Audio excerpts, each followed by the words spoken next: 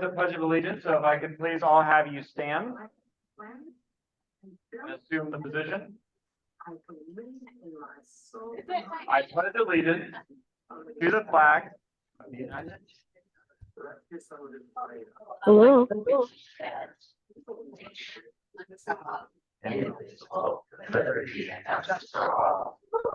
Thank you. And now we do a land acknowledgement here at the San Marcos Democratic Club.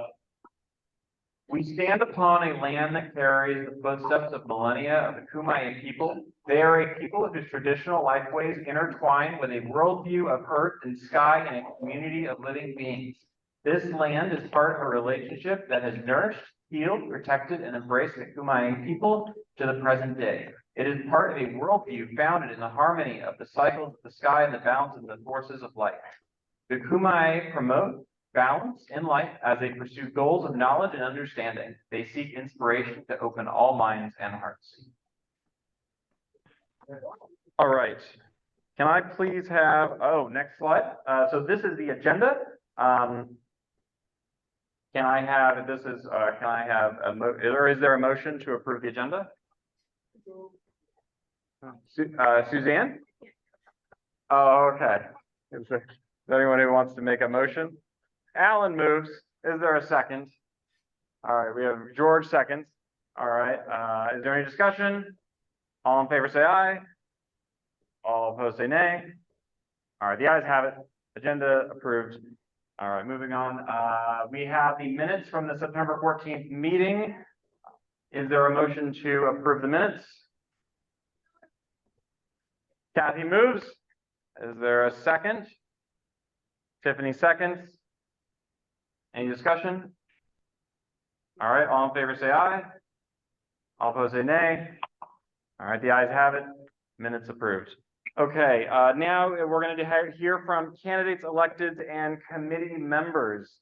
If you could please come up, you'll each have 1 minute. I will time you. If you go long, I will slowly move into your space. But please come up and I will hand the mic to whoever here is here first. Alan, looks like you're the first one up. Here you go.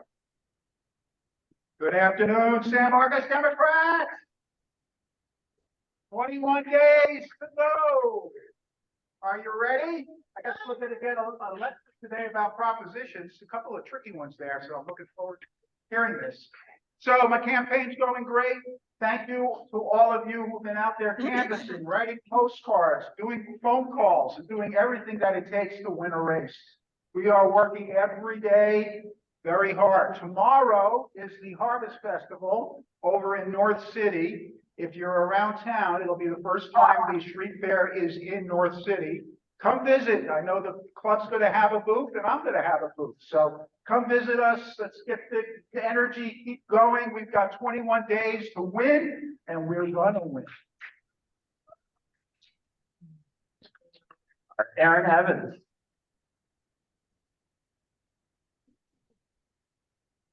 Hi, everybody. I'm Erin Evans. I'm running for the County Board of Education for District 4.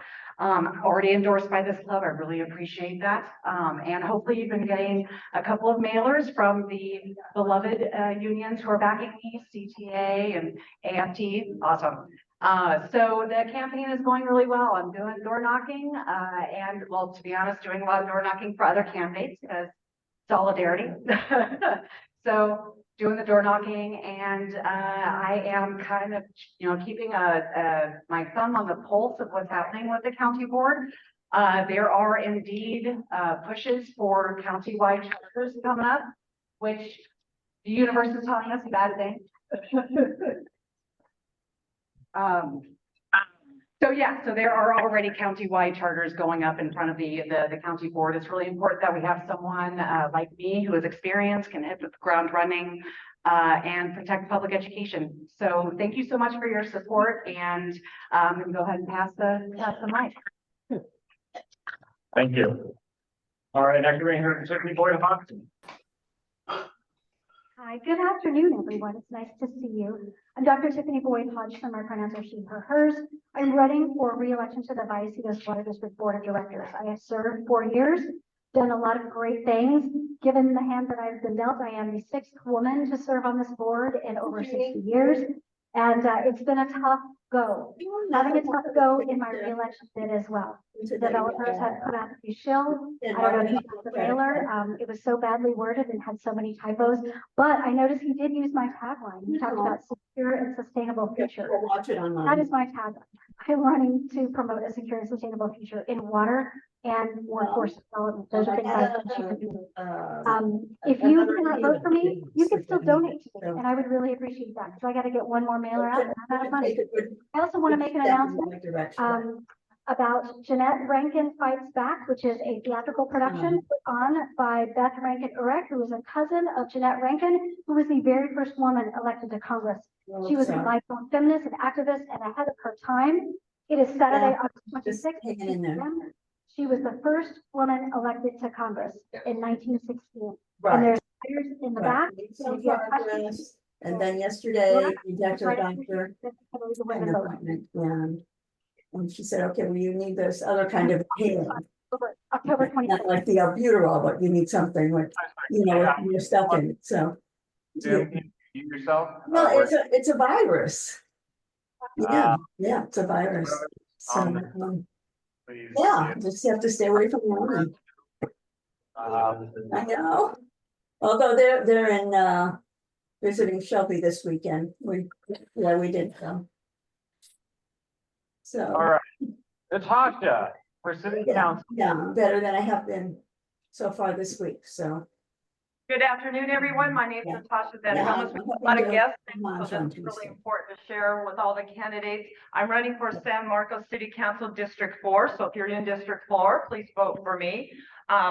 I want to bring a lot of energy to our city council because I think right now that's what it needs. It needs our community spirit brought up and a lot of other things that we can accomplish, especially being in a Dem on the ticket there and being able to be in our city council. And it's really great to see all of you in person because when you endorsed me, which I thank you, I was on Zoom, and it really is so much better to be all here with you. So hopefully anybody want to see our sign in District 4, will deliver to your house even. So thank you all, get out the vote and especially vote for me if you're in District 4. Thanks a lot. Who are you? All right, Chris Freeman from the Measure Q. Thank you, Paul. My name is Chris Freeman. I'm a volunteer member of the City of San Marcos's Budget Review Committee that I've been on for the past 6 years, and a member of Yes on Q for a Safe and Strong San Marcos. Our campaign is going very well. We've got about 4,000 doors we've knocked on already, and we're going to try to do another 6,000 over the next few weeks. We're going to have an event next Saturday morning at 9 a.m. If you want to come out and door knock for about 90 minutes, it's going to be on the west side of town where we're going to meet at La Mirada Academy at 9 a.m. next Saturday. We're going to try to knock on all the doors between Sunset Park, La Mirada, west of Rancho Santa Fe there. So we'd love to have anyone that would like to come out for that. Thank you very much. Thank you. Now we have Maria Nunez from City Council. Buenas tardes, good afternoon, everybody. Maria Nunez. I have the honor and privilege of representing District 1 in the City of San Marcos City Council. And just a couple of quick announcements. One, I am fully supporting Natasha for District 4. And I'm also supporting Ellen Gerasi for District 3.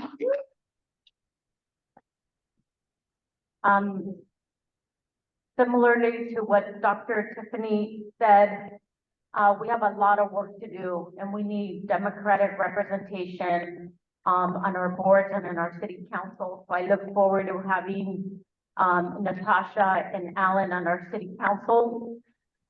So any work that we can do together, I'd appreciate it.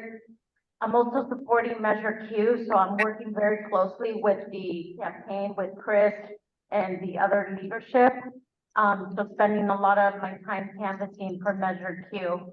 I also want to add, in addition to the Fall Festival that's happening tomorrow, it's Hispanic Heritage Month. So we also have the Roca Festival that's happening at Palomar College tomorrow, starting at 8:30. I'm gonna be there. So for those of you that haven't attended before, we have music, entertainment, food all day long. So I welcome all of you to come in and participate.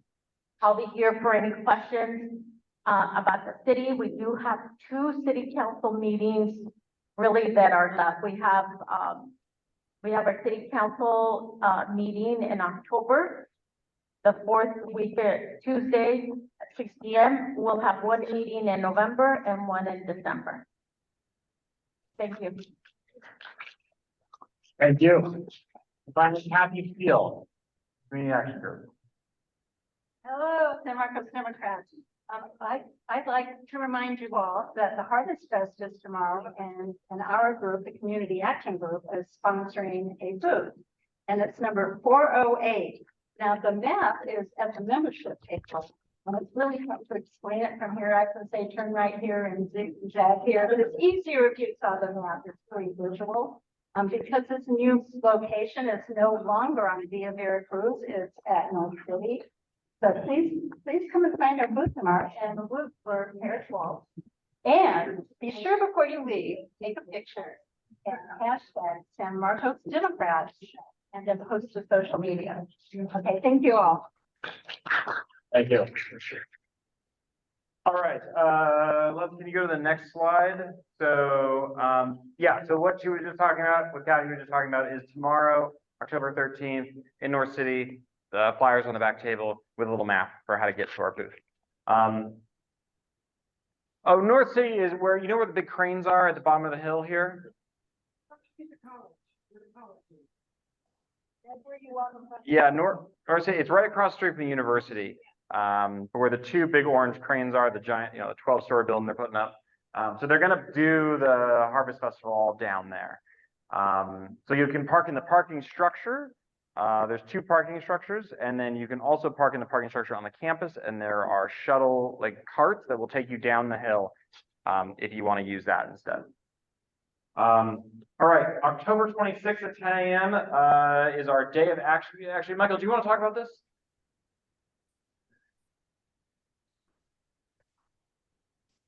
Hello, my name is Michael Samino, Mason's treasurer. I'm also the co-chair of the GO team. Carol's also my co-chair. She's not here today. Let's talk about this day of action. So the GO team has already trained leaders to knock on doors and to contact voters. The day of action is for people who've never done this before, who want to participate in one day. It's pretty easy, and here's how it works. The county of San Diego County Democratic Party is going to advertise for this heavily to get people to volunteer for this. And we're going to meet at Connors Park in San Marcos at 10 a.m. on the 26th. You'll have to have a smartphone, and you'll download the app that we use for door knocking, which is called Minivan. We'll be there at the park to have training to show you how to use Minivan, how to get on Minivan, and also if you have any questions about canvassing, we'll help you with questions about canvassing. So if you've never done it before, this event is for you. What we're also going to do is we're targeting precincts in San Marcos to have at least 100 Democratic voters. So, and you'll probably get a list of 50. So we've targeted precincts that have at least 100 voters. All of those precincts are pretty much in these competitive races that we've talked about here today. Alan Gerasi District 3 is one of the targets, but a lot of the other campaigns for water board and school board overlay that district. So if you're out there knocking on doors, you'll get the door hanger with all the Democratic candidates from Kamala Harris all the way down to the school board and water board races. So if you've never done canvassing, if you'd like to do it, this is a good time to do it. It's pretty easy. All you need is a smartphone. You'll download Minivan. We'll give you a list number. And here's how it works. It's really cool. It's called distributed canvassing. So you'll get the list number in Minivan, and then you can go to some place in the city that you're comfortable with. Maybe a place where you live or a place that you like to shop. And when you put that number in, it'll populate 50 Democratic doors in your geographic area, like within a mile or so. So you can canvass anywhere in the city you're comfortable. And we'll tell you a little bit about go to door. And the party of San Diego County Democratic Party is going to advertise for this. So we have a lot of other volunteers coming to San Marcos to help elect Democrats here in San Marcos. You'll meet a lot of other people there at the kickoff who've never canvassed before. So if you've never done it before, didn't have time to sign up for the Go team, jump on this. It'll be fun, and it'll be a way that you can help elect these candidates. These races are going to be super duper close. It's just like the national race. Everything's going to be close. a single activist knocking on 50 doors could be the margin of victory in any of these close water board or school board or city council races. So that's the day of action coming up. If you have any questions, I'll be in the back. Feel free to talk to me. My name's Michael. Thanks. Bye. I'll just reiterate, these races, these local races are very close. When I ran for water district, I lost my water district race by 130 votes. So they do get very tight. I know there's school board races that have been lost or won by 50 votes, 100 votes. They're tight. So every person matters. If you want to bring a friend, that's great. It makes it much more, I think, enjoyable when you're out there walking and you got a friend to talk to while you're, canvassing houses. Because oftentimes you knock on a door and no one answers. On election night, so we will not have a meeting before the election. So on election night, we are going to be, whoever wants to come, we're going to be at Players Sports Bar and Grill. It's across the street from CSUSM. It's pretty central to San Marcos. If you want to come out and hang out with us and watch the election results come in, we'll probably start arriving around 7 p.m. Polls close at 8 p.m. Yeah, and then next slide. Was there anything else? Okay, perfect. All right, so we are going to be hearing from the League of Women Voters. We have two speakers with us today. We have Rosette Garcia and Beth Urich. Beth is with the League of Women Voters. She also has a solo show called Jeanette Rankin Fights Back on Saturday, October 26th at 2 p.m. at Pilgrim UCC 2020 Chestnut. This play is about the first woman ever elected to U.S. Congress who introduced the 19th Amendment and the only woman who voted for it because she was the only woman in Congress. Rosette Garcia, why don't you two come up here? Rosette Garcia has lived in North County for over 3 decades, past president of the League of Women Voters. She currently serves as the chair of Voter Services, oversees the pros and cons, candidate forums, youth voter initiative, voter outreach, and education. She currently serves as co-vice chair of the San Diego County Independent Redistricting Commission and is on the board of the San Diego Women's Foundation. She started her career in cancer research administration and previously taught literature and writing at USD.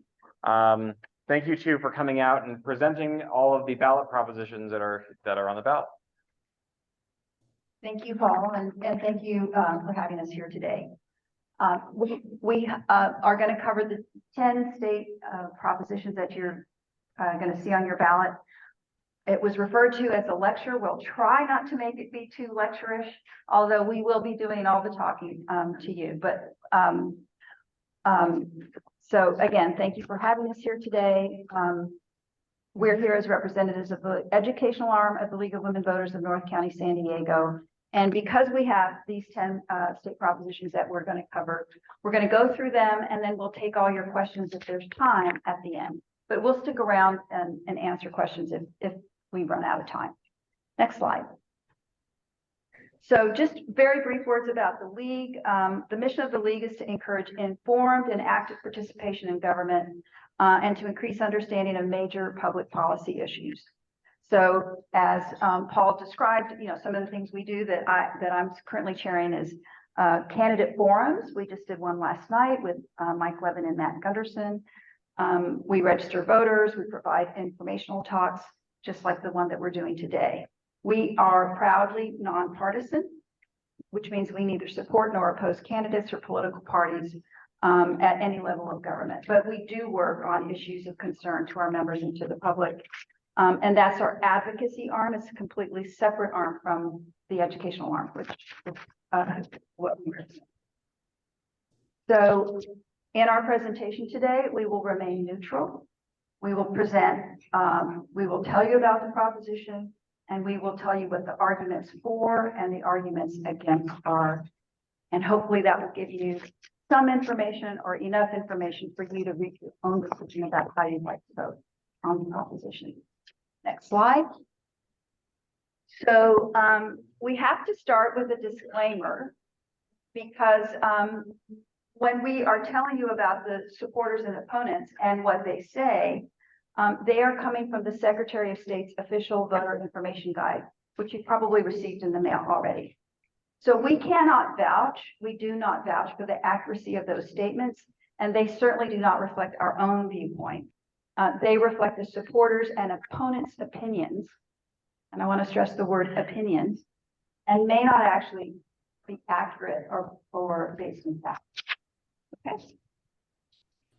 Great. Next slide.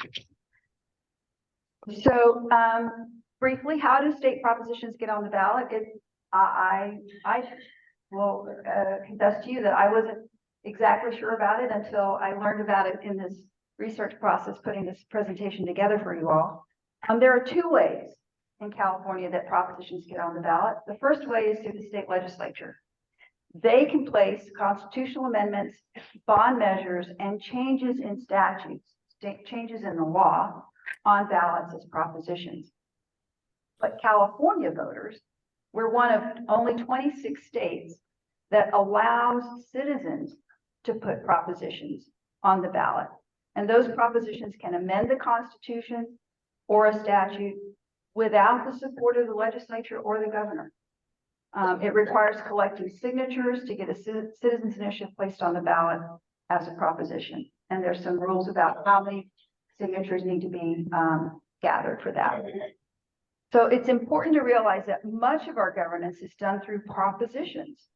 Most propositions require a simple majority of the voters in order to pass, although some local measures require a higher threshold, more than a simple majority, 50% plus one. Next slide. So just a brief mention of what we're going to be covering today. You'll see that 5 of the propositions that we're going to be talking about, and we'll be going through them in that order. 5 of them are legislatively referred. Okay, that was our legislators that put those propositions on the ballot. And by the way, when they do that in the legislature, the state assembly and the Senate, that has to pass by a 2/3 majority in the assembly and the state Senate. Okay, and then you'll see 5 citizens initiatives. So we'll be going through those. Just one other thing here.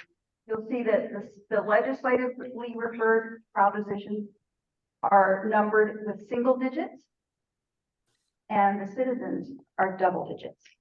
That's another way to sort of understand propositions.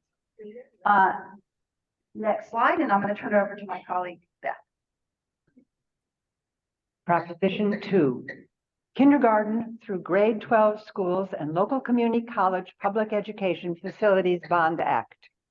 Should the state authorize $10 billion in bonds to build new or renovate existing public schools and community colleges? At the bottom of the slide, you'll see that legislatively referred, the Senate voted 34-3, and the Assembly voted yay 72-1. We're not going to be repeating those on every slide, but you'll know that that's where to look for them. California has about 10,000, oh, sorry, next. Thanks. California has about 10,000 K through 12 schools and 115 community colleges. Many of these are in poor shape with leaky roofs, broken air conditioning, peeling paint, and other health and safety hazards. Unlike many states, California doesn't pay for school repairs through a permanent funding stream.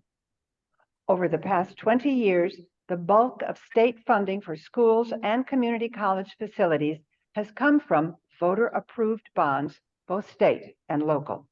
The state usually pays 50% of new construction projects and 60% of renovations. The state often shares the cost of new construction and renovation projects with community college districts. School and community college districts tend to pay the rest of facility project costs using local bonds. While state bond measures need only be approved by a simple majority of voters, school districts must get at least 55% of their voters to approve the sale of local bonds. Next. In 2016, California voters approved Proposition 51, which issued $9 billion in bonds for improvement of public schools and community colleges. In 2020, Proposition 13, which would have authorized $15 billion in bonds for schools and college facilities, did not pass, with only 47% of California voters in favor. Next. If passed, Proposition 2 will allow the state to issue $10 billion in bonds, which would then be allocated as shown. Prop 2 expands eligibility for financial hardship grants for small and disadvantaged school districts. It also provides higher percentage of state matching funds to schools demonstrating greatest need. Next. Fiscal impact. The estimated cost to repay this bond is about $500 million each year for 35 years. The effect on the local budget is unclear. And by the way, all fiscal impact data comes from the Legislative Analyst's Office. Slide.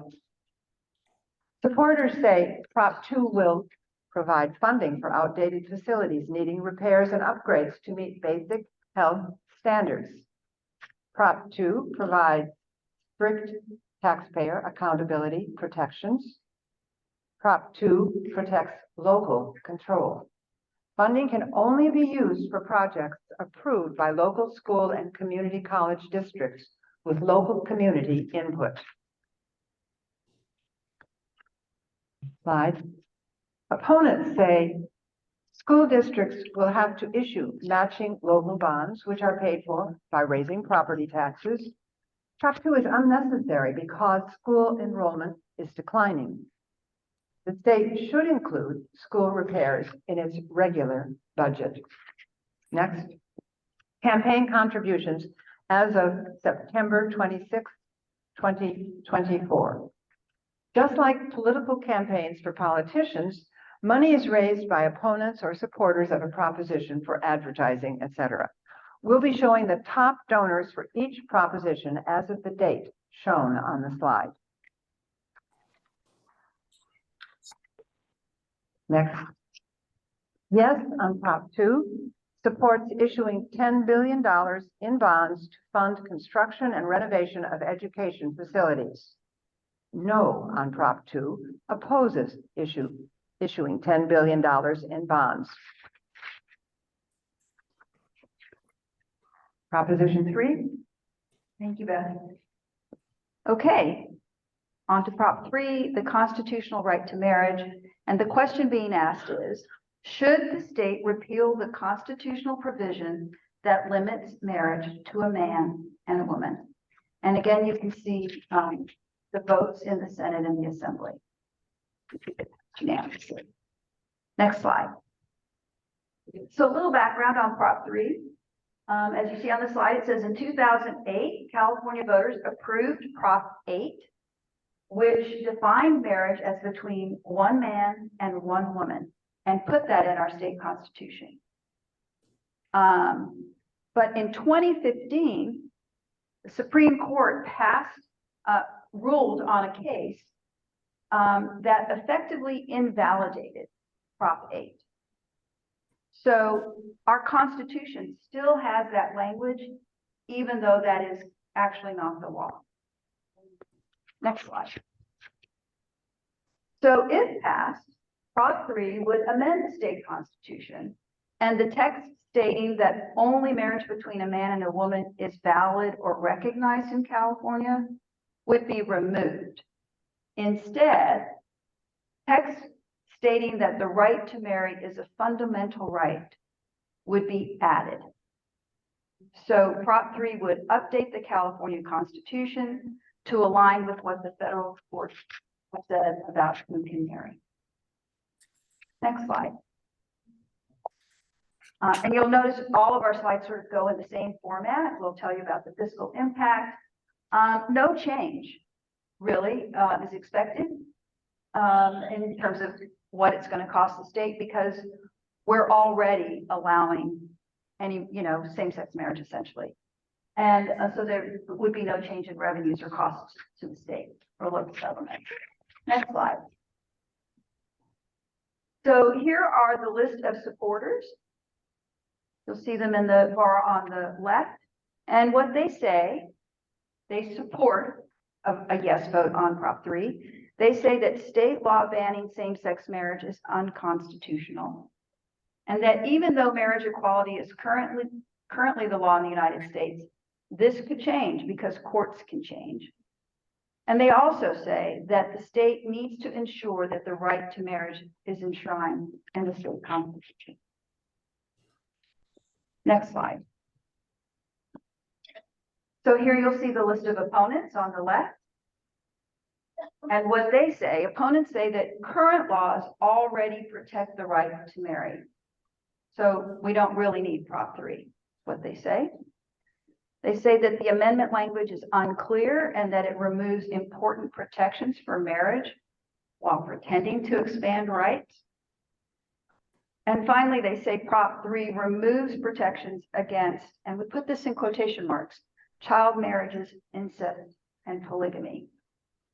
Again, remember our disclaimer. I just want to point out that there are already laws in the state of California and in the nation about child marriages, incest, and polygamy. Next slide. So there are the contributions, about almost $3 million in support, and you can see who those supporters are. And so far, no money has been raised to try to defeat this proposition. So to wrap up, next slide. Here we go. If you vote yes on Prop 3, you support changing the language in the California Constitution regarding marriage so that it conforms with federal law. And if you vote no, you oppose changing the Constitution language.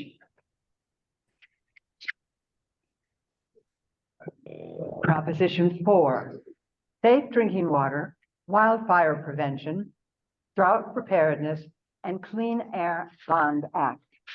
Should voters let the state sell $10 billion in bonds for safe drinking water, wildfire prevention, flood control, and other environmental protection projects? Next. The background. Many citizens don't have access to safe drinking water. There are destructive forest fires, droughts, and floods becoming more common in California. Climate change is affecting farming, water quality, and wildlife. The recent budget deficit led to $10 billion in cuts from programs meant to reduce pollution and greenhouse gases.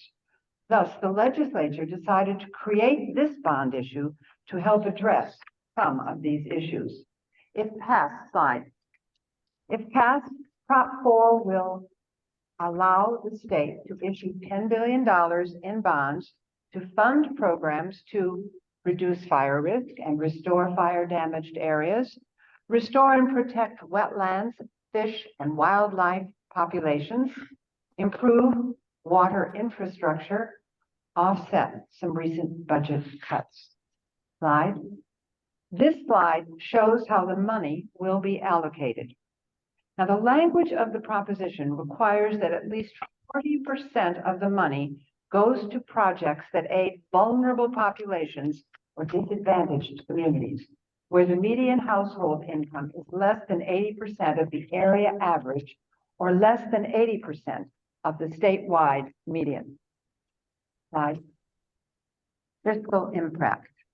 Estimated cost to pay back the bond loan is $400 million a year for 40 years. However, the bonds would fund projects that could reduce future risk and the costs of damage from disasters. Supporters say, help our state become more resilient to climate change. Help us shift from disaster response to disaster prevention. Make efficient, sensible investments in proven solutions. Opponents say, California already has too much bond debt. Clean drinking water and wildfire prevention are necessary, but these goals should be funded within our current state budget. Prop 4 lacks fiscal accountability and specific standards for measuring success.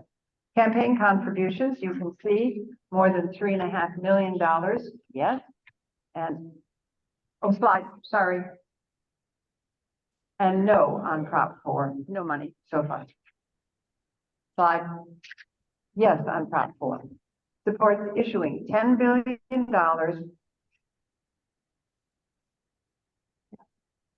Supports issuing $10 billion in bonds to fund environmental protection projects, water infrastructure projects, energy projects, and flood protection projects.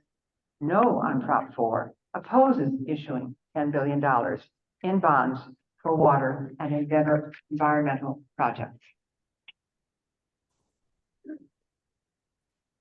Next slide. So moving on to Proposition 5, allows local bonds, another bond measure. This is actually not a bond measure. It allows local bonds for affordable housing and public infrastructure with 55% voter approval. And here's the question. Should the state lower the voter approval requirement for local bonds? So these are local bonds, not statewide bonds, from 67%, the current level, to 55%. Yes. Next slide. So here's some background. Currently, many local bond measures, including those to fund affordable housing and infrastructure projects, require the approval of 2/3 of voters. Okay. Local bonds, City of San Marcos, for example, or County of San Diego. Okay. Local measures. Public infrastructure, when we're referring to public infrastructure, these include water and sewer systems, public transportation, libraries, broadband internet, and hospitals, for example. Local school bonds require approval by 55% of voters.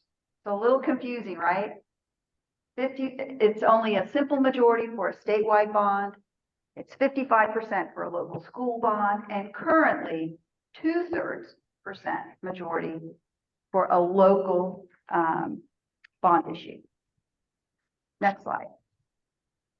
So if passed, Prop 5 would lower the supermajority vote requirement from 66.7% to 55% for local jurisdictions to issue bonds for affordable housing and public infrastructure projects.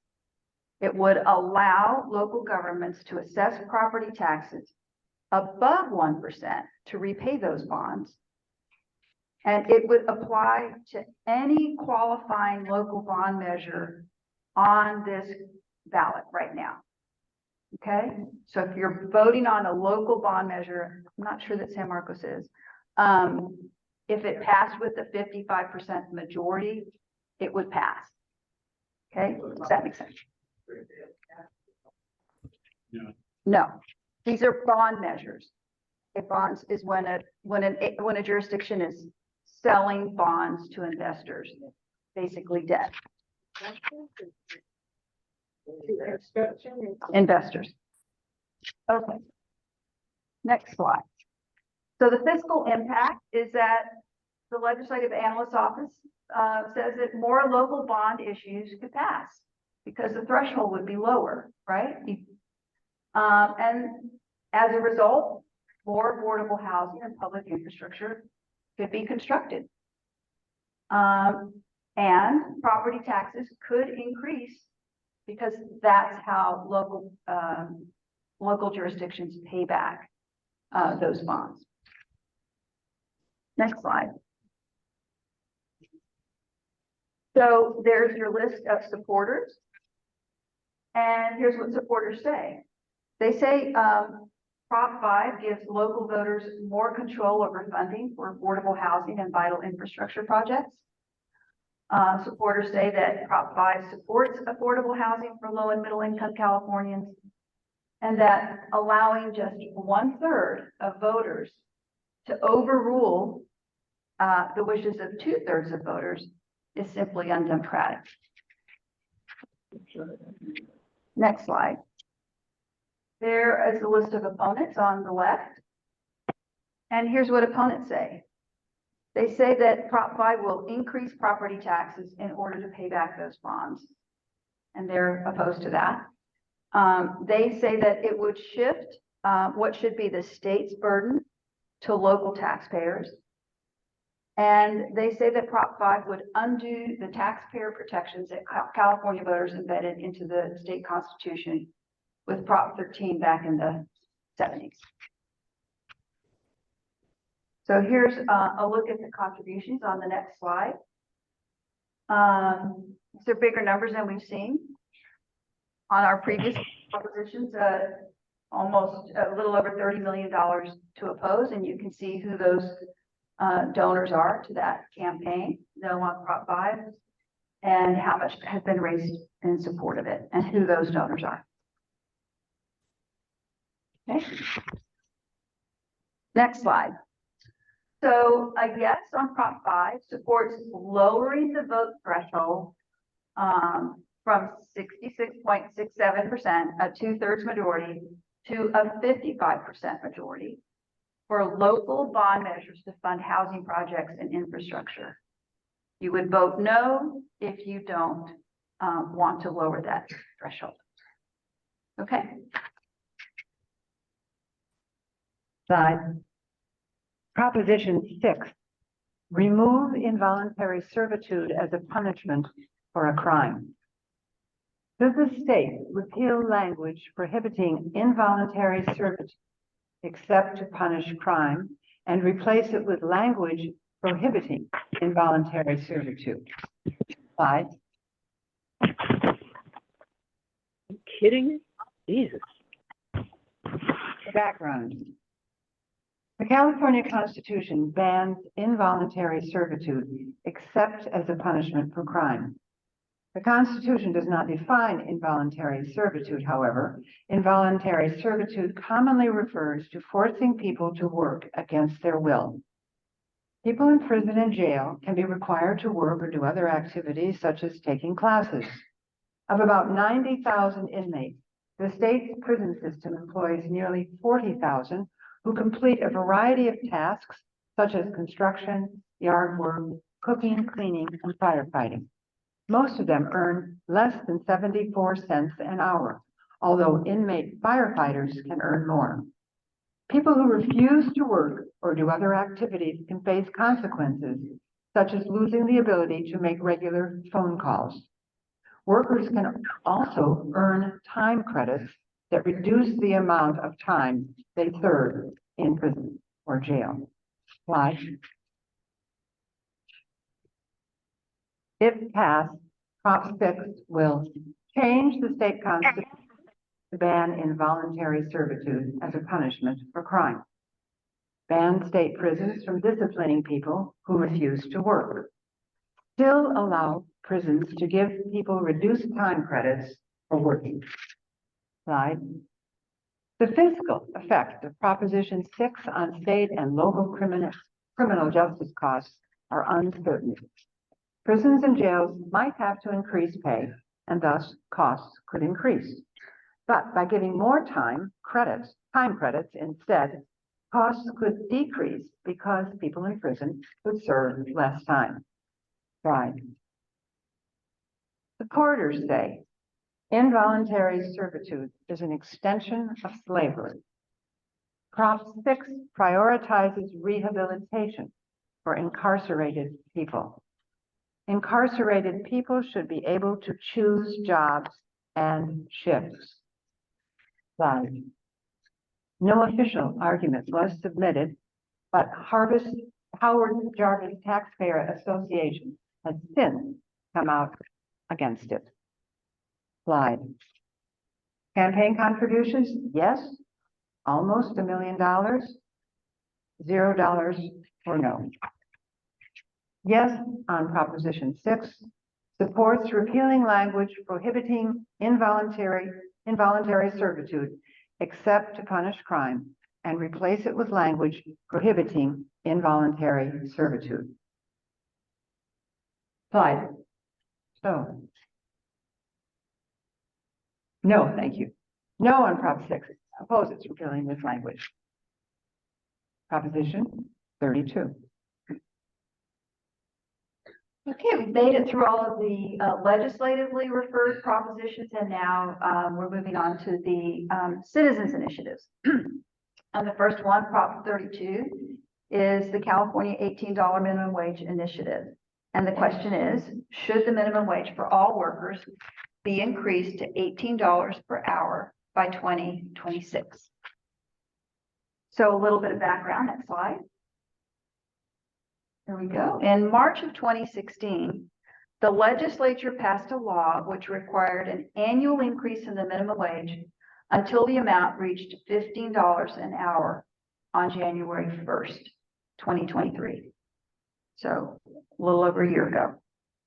Fast food workers are making a minimum of $20 an hour, and some healthcare workers make $25 an hour.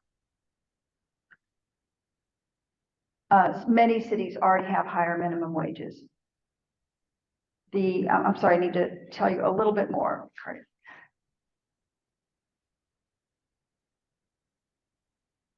So, yes, and so the law that passed provides that the minimum wage would increase based on changes in the U.S. Consumer Price Index. And you need to know that the minimum wage in California currently is $16 per hour for most people. It's higher in some cities. For example, in San Diego, the minimum wage is currently $16.85 an hour, and in San Francisco, it's $18.07. Next slide. So if passed, Prop 32 would raise the minimum wage to $17 an hour for the rest of 2024. So basically immediately if it were to pass. And then in January, it would go up to $18 an hour for employers with 26 or more employees. Employers with 25 or fewer workers would get an additional year, so until January 2026, when their minimum wage would have to go up to $18 an hour. And then the minimum wage would be tied to inflation after reaching $18 an hour. Next slide. So the fiscal impact, kind of unclear. Don't know what changes it would make to the revenues that the state would collect in taxes and income taxes, for example. There could be an increase in state and local costs. Could lead to higher prices and lower profits for some businesses. It could reduce the number of people on Medi-Cal. And that's because people's income would go up, and so they would no longer qualify for Medi-Cal, and they would be able to go onto the exchange, and that could reduce state and local government costs. Next slide. Looking at the supporters, see them on the left, and what they say is the minimum wage has not kept pace with the cost of living. So that increase that was passed in 2016, they're saying, hasn't kept pace with the cost of living, and wages are too low. So, and they say that Prop 32 will improve the economy by increasing spending because people will have more money in their pockets from higher income.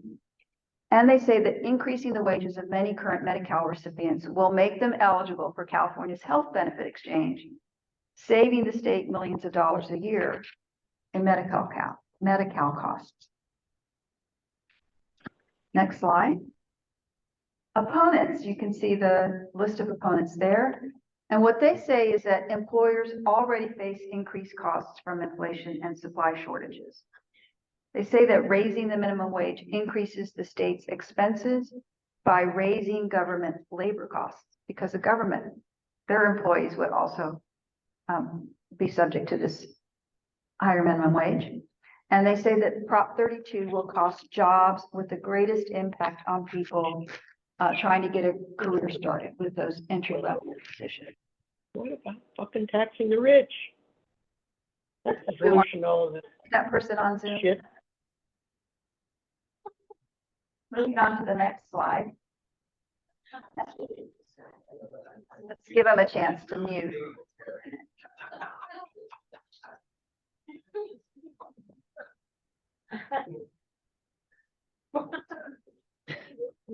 Next slide. There we go. So there are the campaign contributions so far. And I don't know if we pointed this out before. When we list the contributors, we're not listing every single contributor, just the top contributors, right? Thank you. Next slide. So, next slide. Oops, that one. There we go. So if you vote yes on Prop 32, you say yes, increase the state minimum wage to $18 per hour by 2026 for all employers or all employees. And no is no, I don't want to increase the minimum wage. Next slide.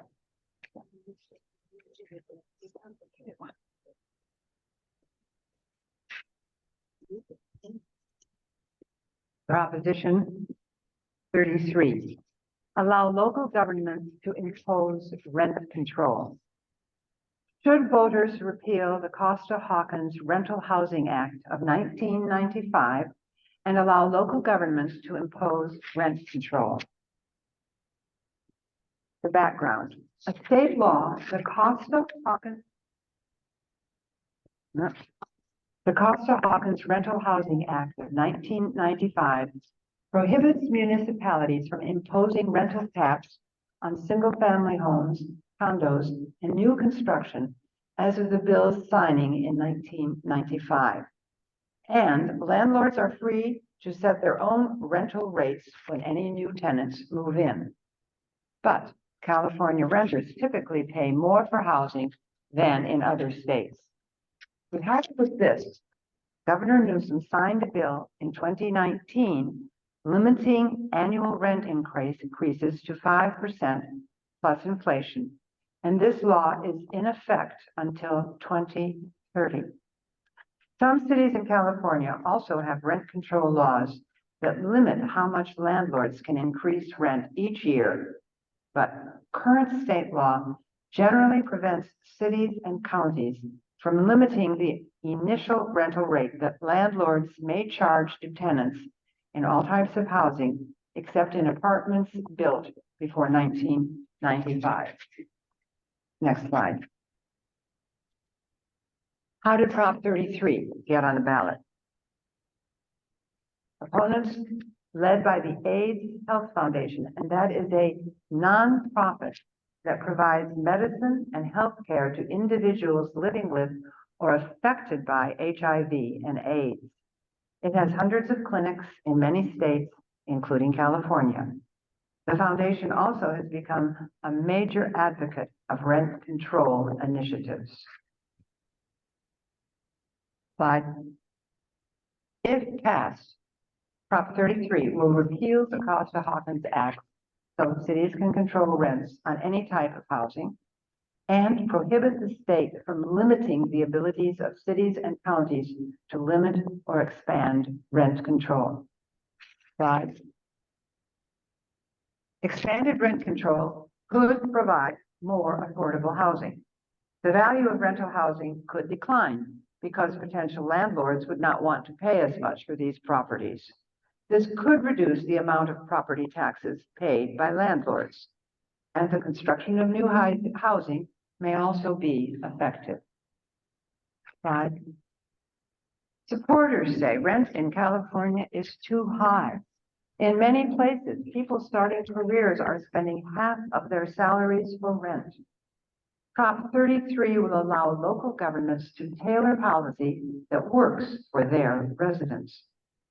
Corporate landlords are profiting from the lack of housing supply. Slide.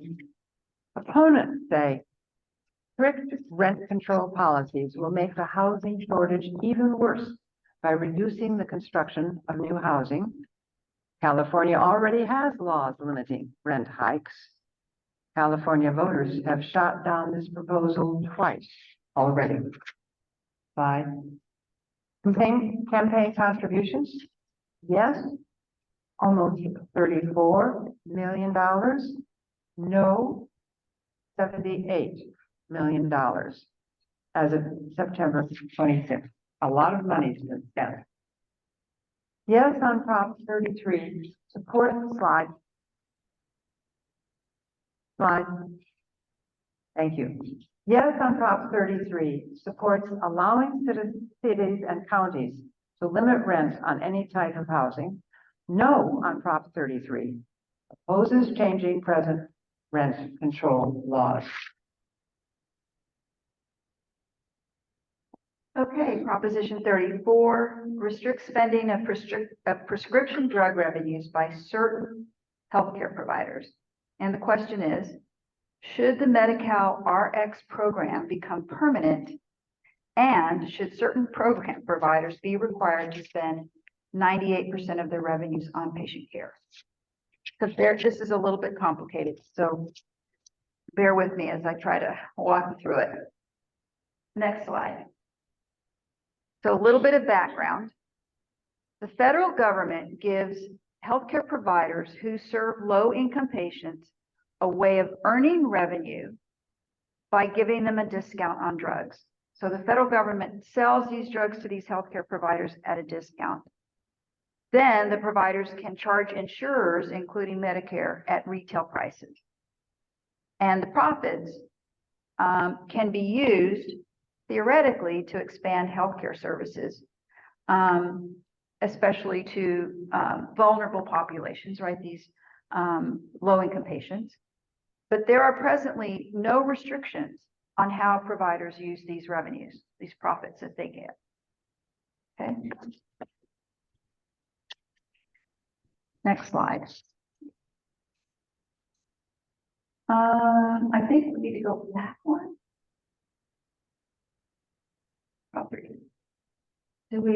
We're missing a slide. Okay. Sorry.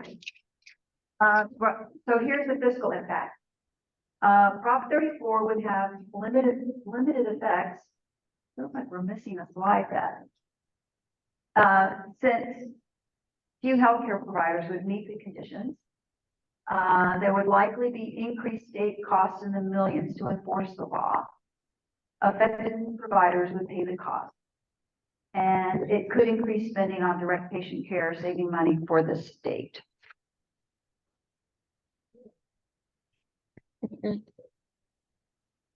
Yeah, there's a slide missing. So without the slide, let me just go over it. So if passed, what would Prop 34 do? It would make the Medi-Cal RX program permanent as state law. It would define prescription drug manipulators as providers. I'm sure that it's not your fault. Somehow it fell off. I'm sorry, I'll just keep going. It would define prescription drug manipulators as providers that spent over $100 million in any 10-year period on anything other than direct patient care, and that operated multifamily housing with over 500 health and safety violations. Yeah. And sure. Okay. So if passed, Prop 34 would make this Medi-Cal RX program, this, buying at a discount and selling at make that permanent. It would define a specific kind of healthcare provider that uses this program as prescription drug price manipulators.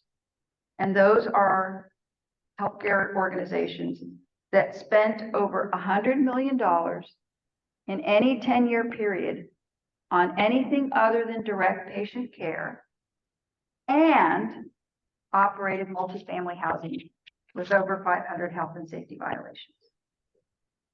It would require that these providers spend 98% of their revenue from this prescription drug program on direct patient care.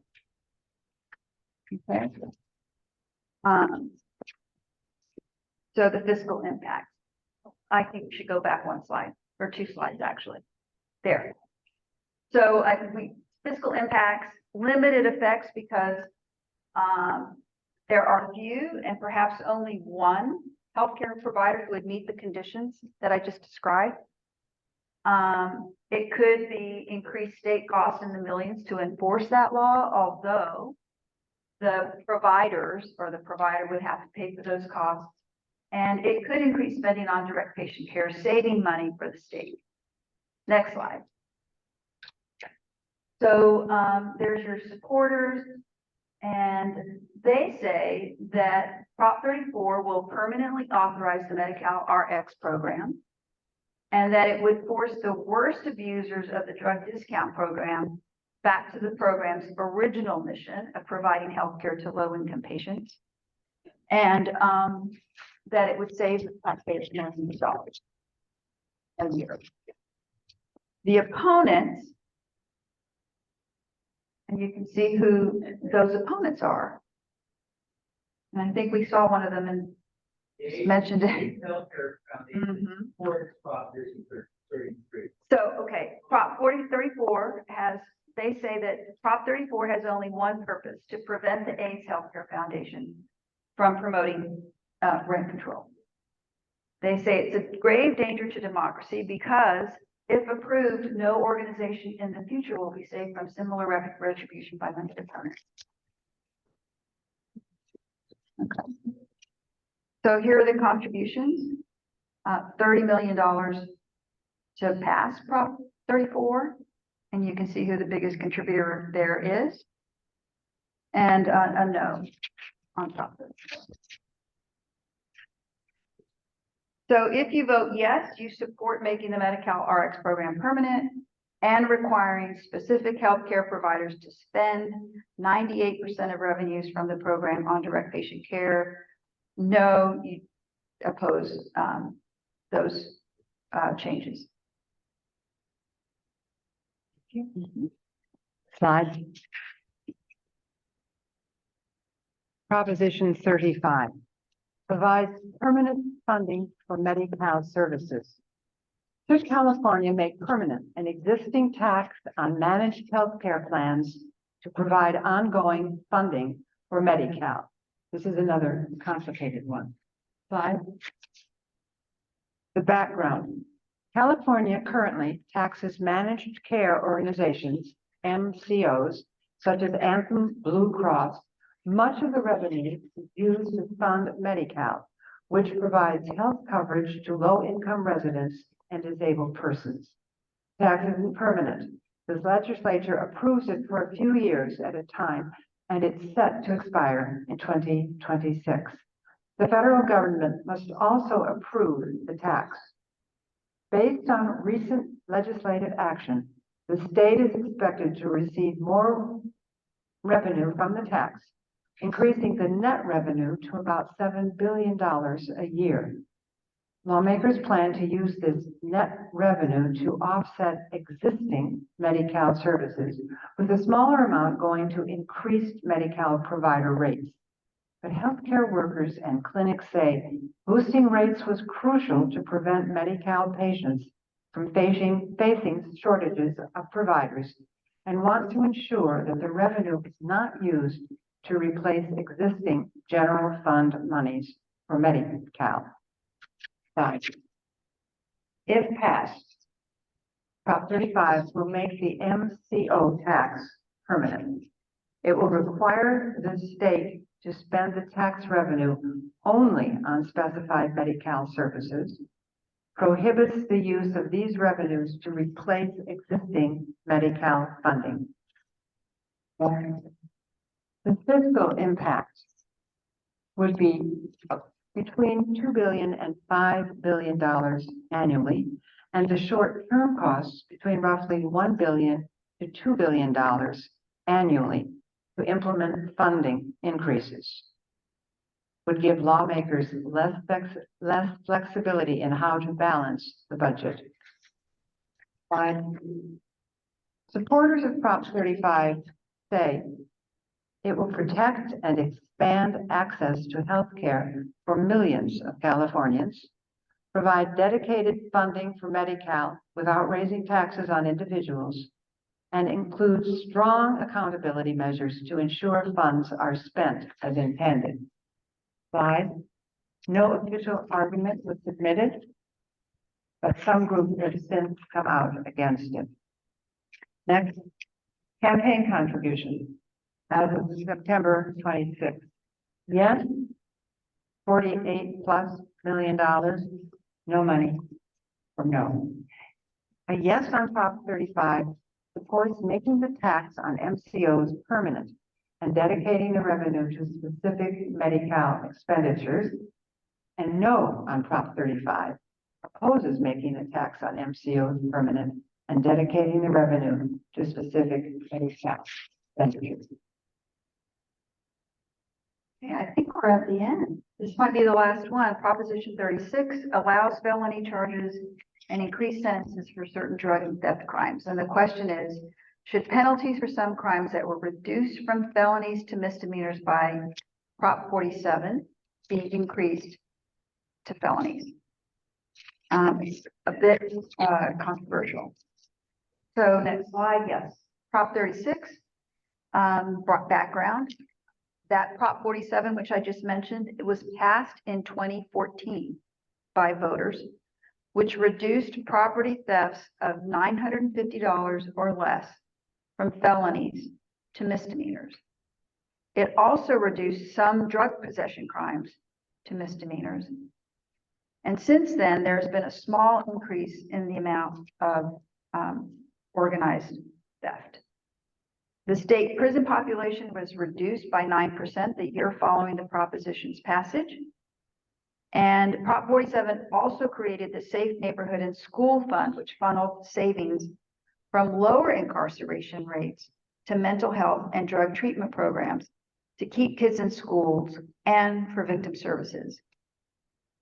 So in reaction to Prop 47 and what I've just told you about the consequences of Prop 47, a group of lawmakers, district attorneys, law enforcement groups worked to get this proposition on the ballot.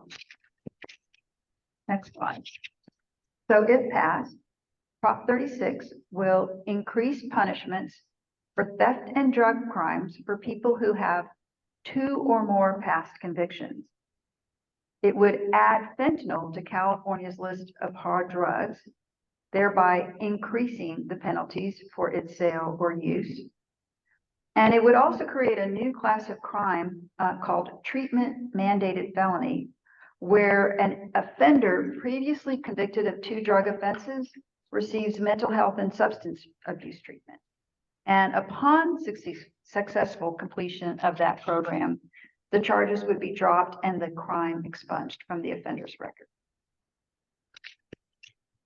Next slide. This will impact could increase criminal justice costs due to an increase in the prison population.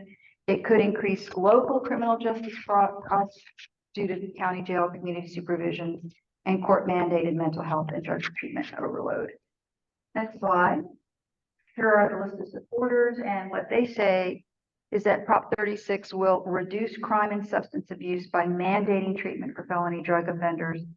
It would create tougher laws to stop smash and grab thefts and increase accountability for serial thieves, and will protect businesses in every community.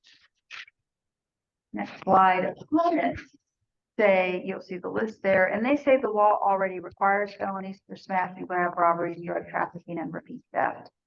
They say it will disproportionately target poor people and those with drug problems rather than ringleaders, and that it will reignite the war on drugs and cost taxpayers billions to imprison more people without reducing crime. Let's look at the campaign contributions. You'll see raising yes in favor of Prop 36, increasing felonies, and no on Prop 36. And who those people are, or who those organizations are. Next slide. So a yes on Prop 36 means that you support increases in felony charges for certain theft and drug crimes. A no means that you oppose increasing felony charges for certain theft and drug crimes. Next slide. These are some of the sources that we used in putting this presentation together. And we encourage you to look at those if you need more information. Next slide. And then these are some trusted resources. Some of these, we went through them quickly. If you want some more information, if you'd like to do a little bit more research on your own, these are, well, some of you have the Easy Voter Guide in your hands. On the left, vote for one. These are all nonpartisan, objective sources of information if you would like more information. And you can just point your hammer at the QR codes to take you to those websites. That might be it. Next slide. Yep, support our work. We're out in the community defending democracy, empowering voters, and you can support us by becoming a member. We're open to everybody of any identity, sexual, gender identity. Just support our mission. And if your values align with ours, we'd love to have you as a member. Question in the back. First of all, you have this content on your website? The slides are up on our website, which is lwvncsd.org, League of Women Voters, North County, San Diego.org. Yep. I'm sorry, I had another. One of the slides showed the issue that the League of Women Voters did actually, could you explain that again, because you said we're not part of an advocacy group? Yeah. Can you explain why the advocacy group supported that? Yes, I certainly can. So we are nonpartisan, which means we don't support candidates or parties, political parties, but we do take positions on issues, and we study those issues thoroughly. We have positions on a wide variety of issues, and then we can, or we may or may not take a position on a proposition, which are not partisan. They happen to maybe align with parties, but they're not partisan issues. They're issues about healthcare or about the environment or about minimum wage. Okay. So on one of these, we were a signer of the argument. And so we list ourselves up there. And if you'd like to understand more about why that is the case, I encourage you to go to our state website. That's lwvc.org, League of Women Voters California.org. But today, I will not advocate our position on that. We're here just to tell you the pros and the cons. Does that make sense? Yes. I don't know if you can answer this question or Prop 4. You mentioned that, or I think I heard, mostly to disadvantaged areas, cooking, that was the water, wildfire prevention. Right. So the requirement is that 40% of the funding that's raised through the bond measure has to be spent in areas that have historically been most impacted by environmental degradation, and who we already know don't have safe, clean drinking water. So 40% of the money has to be dedicated to those areas. And it has to do with socioeconomic levels, but other criteria for disadvantaged populations. So this is a dumb question, but there's places in California that don't have safe drinking water. Yes. Yes. Sadly. One more question. Is there, yes. On Prop 32, I don't know if you'll know the answer to this. I said that 18,000 a week. Yes. Correct. It'll continue to increase. Yes. Yes. Okay. Thank you so much. And can you just stick around for a few minutes after the meeting? Absolutely. Okay, if you have any questions, just, you're gonna hang out and kind of talk out there, and they'll stick around and answer some questions for you. All right, thank you so much, Rosette and Beth, for giving us that presentation. That's super informative. Thank you. And then, so we're gonna do a few announcements now. If anyone has any other announcements, they can come up to the front. Can you go to the next? I don't think I have any slides really for the announcements. One thing I want to ask for is, as a club, this whole thing is run on volunteers. So I'm currently the president right now. We have Barbara, who's currently our vice president. Barbara, raise your hand back there. She does an amazing job. She sends out the emails, does the communication, sort of such a vital role in the club. But Barbara is stepping down at the end of this year, and we need someone who can help out with filling her shoes and help us with communications and help us with the various things the vice president does. And maybe it's a couple roles, but we need help. So if you are interested in stepping up, and kind of volunteering, like, you don't have to jump right in to like the VP role, but if you want to come to some board meetings or just kind of participate with us and get more involved, it would make a world of difference to keeping the club going. And I would also like to thank Marcos, who has started volunteering this election to collect signs or collect signs from the city that the city has picked up. So the city goes around and will grab signs from our candidates if we put them in spots where they don't think they should go. And Marcos has volunteered to go to the city and once a week or so grab the signs and then redistribute them to the candidates, which makes a huge difference. So thank you, Marcos. We are in December. We are going to be we're not going to have a regular meeting. We started this during COVID, but we continued on, which is we have small Christmas parties. So we have 3 of them in different locations around the city. So I believe we already have one house that's in the Lake San Marcos area. Am I correct on that, Barbara? We have one house. Oh, who I guess Tannis is a cat. We have two. Okay. Oh, well, I was, okay. If anyone else wanted to volunteer to host, that'd be nice. A backup. But if we got 2 more houses around San Marcos, that'd be great. Obviously, we can't fit everyone here into one person's house. It gets a little tough. But if anyone would like to host one of these Christmas parties, we have one, I believe, in Lake San Marcos already in that area. So probably something on the east side and probably something on the north side of the city would be great if you could. If you would be willing to offer up your house for a Christmas party, it would be holiday party. Sorry, holiday party. It would be a holiday party in December. So that's in December. December 14th. So yeah, second Saturday of the month, which is our regular meeting.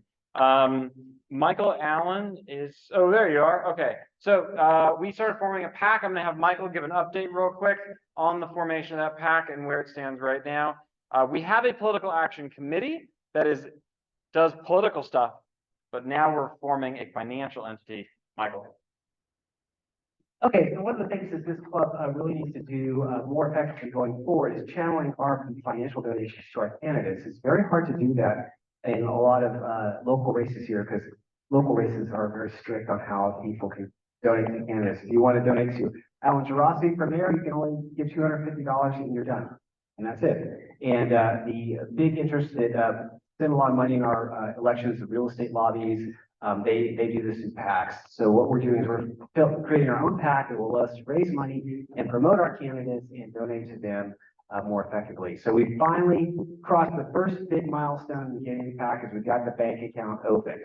So that's going to be getting filled up with your donations and open the and going into 2026, which is the mayor's race, we should be very well funded to put up a very strong candidate for the mayor of San Marcos. All right, thank you. So we have some of the people that are running right now, because we're not a political action committee, we don't go spend a lot of money on races or much money.